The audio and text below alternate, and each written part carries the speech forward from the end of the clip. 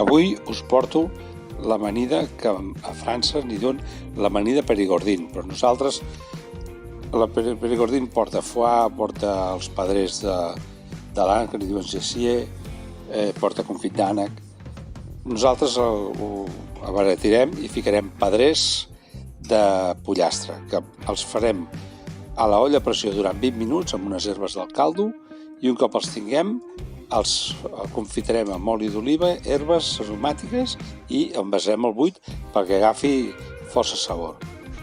A part tallarem els xampinyons i una torrada de pa també tallada a quadradets.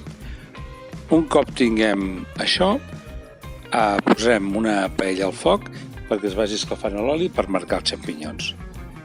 Mentrestant, podem fer el que és la vinagreta. La vinagreta amb un pot de batedora hi ficarem a l'oli vinagre de Jerez, que no és obligatori, però si li poseu de Jerez, molt millor. I a l'oli d'oliva i la mostassa Dijon, no sé si m'he deixat. Tot això triturat i una miqueta de l'aigua de coure als pedrers. Això li el farà emulsionar. Bé, doncs el que diem, saltegem els xampinyons i mentrestant ja posem l'enciam, que hem fet un mesclum, al qual hem posat en remull perquè les fulles estiguin ben tieses i ben maques. El bocat l'hem tallat a quadradets i el repartim per l'enciam. Els tomàquets els tallarem per la meitat i després amb 6 trossos cada un i també ho repartirem per l'amanida. A la paella que hem saltejat els xampinyons, quan ja quasi estan saltejats, agafem aquell pa torrat que teníem i li posarem perquè també agafi aquell cruixentet, perquè recordem que és una amanida tèbia.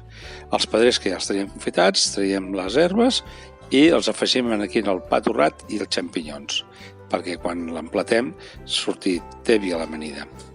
Donem un parell de saltejadetes i anem a amanir l'amanida amb la vinagreta que hem fet abans. Aquesta vinagreta està boníssima. I 3 ingredients, l'oli, sal, vinagre, 4, i la mostassa Dijon. Doncs bé, repartim el que són els pedrers, el pa fregit i els xampinyons, i abans ja havíem posat l'alvocat, i aquesta és l'amanida. Molt senzilla, molt fàcil de fer, i que jo us recomano que feu. Sembla que porti molta feina, però no en porta gens. Vinga, espero que la feu a casa i fins la propera.